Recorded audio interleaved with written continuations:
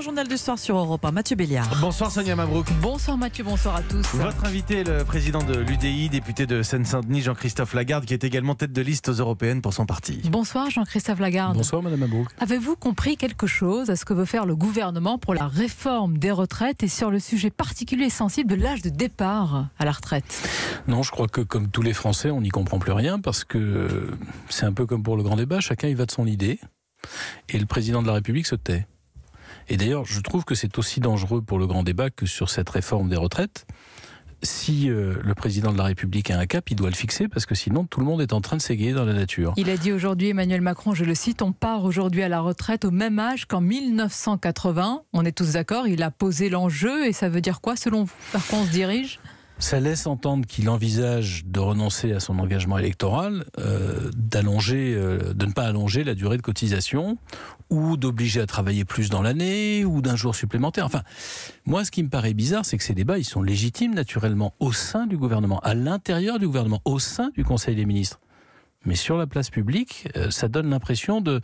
Finalement, on a l'impression que le gouvernement est le spécialiste pour créer des débats là où il ne devrait pas y en avoir. Parce que moi, ce que j'attends d'un gouvernement, c'est pas qu'il soit dans le grand débat, c'est qu'il gouverne. Et je fais la même réflexion sur l'issue du grand débat qu'on nous annonçait pour le 15 avril, c'est-à-dire dans 12 jours. Manifestement, il n'y aura pas de conclusion. Et finalement, on a vu un président de la République qui, pendant 18 mois, croyait avoir toujours raison par la grâce d'une élection. Il n'écoutait pas. Il s'est mis pendant le grand débat à donner l'impression d'écouter. Mais moi, ce que j'attends maintenant d'un président de la République, ce que tous les Français, je pense, attendent d'un président de la République, c'est qu'il gouverne, c'est-à-dire qu'il décide et qu'il nous dise où il veut nous emmener. Vous avez une opinion tranchée justement sur l'âge de départ à la retraite. Est-ce que pour vous, il ne faut pas toucher à l'âge pivot? Oh, écoutez, c'est pas très compliqué. D'abord, l'âge pivot, c'est une invention qui est fausse.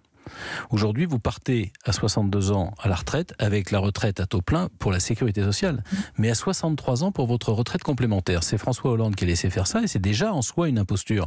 Parce que si vous voulez vraiment toucher tous vos droits, vous allez jusqu'à 63 ans. C'est clair. Mais est-ce que vous êtes clairement pour le relèvement de l'âge légal de départ comme d'anciens, comme des élus de droite et d'anciens élus de droite qui sont aujourd'hui au gouvernement? Je pense qu'il n'y a pas d'autre option, mais moi je propose une façon de faire. Il faut dire clairement... Ah, donc vous êtes pour? Il faut dire clairement les choses aux Français. Il y a 3 solutions, puisque la population vieillit et qu'on vit plus longtemps. La première solution, c'est de diminuer les pensions. Qui peut l'accepter? Comment nos aînés vivront?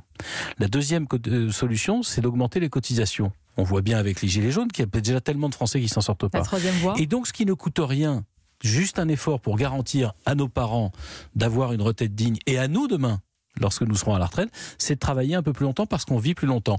Et je propose une chose. C'est quand même plus facile à le dire dans un micro à la radio qu'aujourd'hui en France, dans un climat et un contexte social aussi tendu. Ça, vous pouvez le reconnaître. Madame Mabrouk, je le dis d'abord en étant candidat à une élection, donc je n'ai pas peur, moi, des Français, je les prends pour des gens intelligents, et je propose une méthode, et cette méthode est simple, c'est de poser cette question par référendum aux Français. La retraite, c'est notre pacte social et notre pacte national. Que souhaitez-vous ?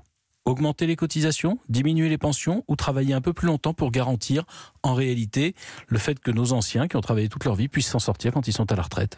Vous l'avez dit tout à l'heure, c'est la toute dernière ligne droite pour le grand débat national. Enfin, disent la plupart des élus, s'il y avait une mesure, Jean-Christophe Lagarde, une mesure d'urgence qu'il faudrait ou qu'il aurait déjà fallu prendre sans attendre la fin de ce grand débat, quelle serait cette mesure pour vous? Non, je ne répondrai pas à votre question, pas pour vous être désagréable. Vous n'avez pas de réponse? Non, parce que tout simplement, cette question, elle est faussée. Pas votre question, mais la question qu'on pose partout. Qu'est-ce qu'ont dit les Gilets jaunes? Le mouvement des Gilets jaunes. Je parle surtout des gens qui sympathisaient avec ce mouvement, même s'ils ne manifestaient pas. Ils étaient une majorité, ils sont sans doute encore une majorité dans notre pays. Ils disent, voilà, il y a une majorité de Français qui travaillent ou qui ont travaillé, qui s'en sortent pas à la fin du mois. Ça veut dire que c'est le système économique et social, notre modèle, qui est à changer. Et c'est pas par une mesure, une mesurette, certes. C'est pas par un buzz médiatique. Non. Mais je suis étonnée, Jean-Christophe Lagarde, je pensais que vous allez me dire au moins la réindexation des pensions de retraite sur l'inflation. C'est une impérieuse nécessité pour nos aînés. D'accord, Madame Mabrouk, mais dans ces cas-là, j'accepte la politique du buzz et moi je veux la politique de la réflexion et de la détermination. Parce que quand vous dites on réindexe les pensions sur les retraites, il faut savoir comment vous financez à côté. Quelles économies on fait pour pouvoir payer ça. Je ne dis pas que ce n'est pas nécessaire. Moi, je vous dis que c'est le modèle économique et social français qu'il faut refonder. Ça veut dire que c'est l'ensemble de notre fiscalité et l'ensemble de notre protection sociale qu'il faut repenser. Vous dites pas de buzz, c'est-à-dire que vous n'attendez pas, j'allais dire, une très grande mesure, un effet waouh, comme le disent certains à l'issue de ce grand débat. Vous attendez d'Emmanuel Macron autre chose qu'un catalogue de mesures. J'attends d'Emmanuel Macron d'être président de la République et de fixer un cap. Notre modèle fiscal, aujourd'hui, il est à la fois inéquitable et inefficace. Il faut le transformer en profondeur, pas en faisant semblant, comme on nous a fait le coup sur la taxe d'habitation. Oui, on va vous supprimer la taxe d'habitation et puis dans le même temps, je t'augmente l'essence pour compenser. C'est pas comme ça que ça peut marcher. Comment on fait en sorte pour avoir une fiscalité qui soit moderne, équitable, efficace, dans un monde où l'économie s'est profondément transformée. Notre système fiscal, il est l'héritage de l'après-Seconde Guerre mondiale.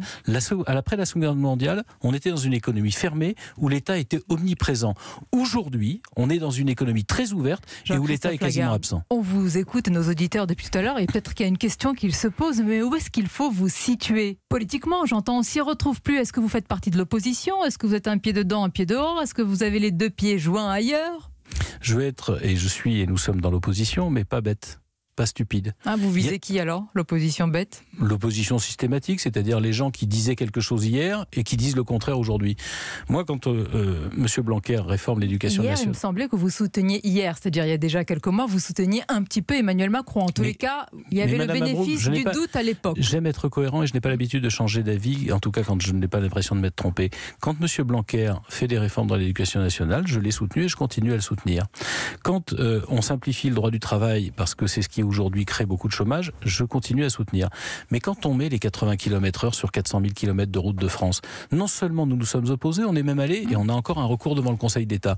Quand on a augmenté la CSG, comme l'a fait M. Macron, on a alerté sur les risques et on a vu l'explosion que ça a créé. Le drame de ce gouvernement, et ce que j'attends du grand débat au fond, c'est est-ce que le gouvernement va être aussi sourd qu'il l'a été dans les 18 prochains mois? Rien ne serait pire.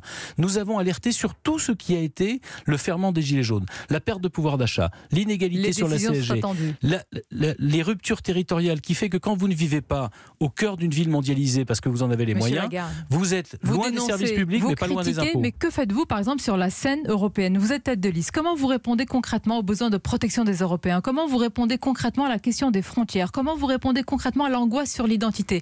La liste est longue, il y a tant de défis. Comment on y répond sans forcément dénoncer et critiquer? Mais je ne dénonce pas, je ne critique pas quand je dis qu'il faut protéger les frontières.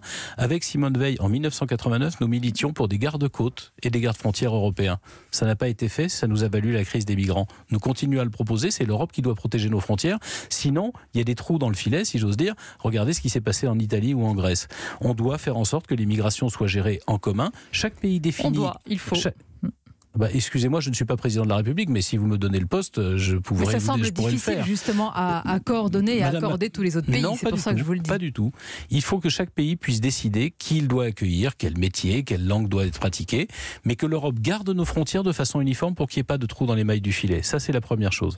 La deuxième chose, c'est qu'on a besoin d'investir massivement en Afrique, d'où vient l'essentiel de l'immigration, pour faire en sorte que ce continent, qui va compter 2,5 milliards d'habitants, leur permette de vivre là-bas, parce que si c'est pas le cas, comme nous en sommes les seuls voisins, c'est chez nous qu'ils viendront. Je préfère avoir 2,5 milliards de clients, parce que le continent se sera développé, que 2,5 milliards de migrants, parce que le continent se serait effondré. Vos réponses. Je vous prends par exemple cet exemple-là. Vous avez posé beaucoup de questions, je ne peux pas répondre à tout en même temps. Et ceux qui sont intéressés par cela pourront voir votre programme. Et vos réponses sur l'Europe auraient pu être données par un membre de la majorité, par la Républicain. Ah bon? Non, par exemple, ce que vous n'avez pas le même programme. Absolument pas le même programme. Et très pas franchement, la même vision de l'Europe. Vous avez ceux qui veulent démolir l'Europe, et je ne vais pas prétendre qu'Emmanuel Macron veut la démolir. Simplement, il ne veut pas suffisamment la transformer pour qu'elle réussisse.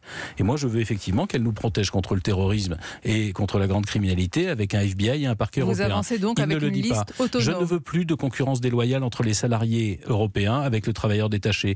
Ceux qui travaillent dans un pays doivent être à minima payés au même salaire et payer les mêmes protections sociales. Et c'est important pour nous Français. Il y a 500 000 travailleurs détachés en France. Ces 500 000 travailleurs détachés ne payent pas la même protection sociale que nous. Alors la protection sociale, Madame Mabrouk, c'est la moitié de votre salaire. Bien sûr, vos couleurs avec une liste autonome, vous allez rassembler des centristes? Mais nous rassemblons des gens du centre, de la droite européenne, et même, je vais vous dire, des orphelins de Jacques Delors, parce que je pense que le Parti socialiste a un petit peu oublié ce qu'était le projet européen. Bayrou, il avait dit rassembler les centristes, c'est comme conduire une brouette pleine de grenouilles, elles sautent dans tous les sens. Vous arrivez à les rattraper? Écoutez, il a fait sauter beaucoup de grenouilles. Moi, j'essaye de rassembler en tout cas tous ceux qui croient que l'Europe doit être transformée plutôt que détruite. Et pour cela, vous êtes tête de liste. Merci beaucoup Jean-Christophe Lagarde d'avoir été l'invité ce soir sur Europe 1. Merci beaucoup Sonia Mabrouk, il est 19h20.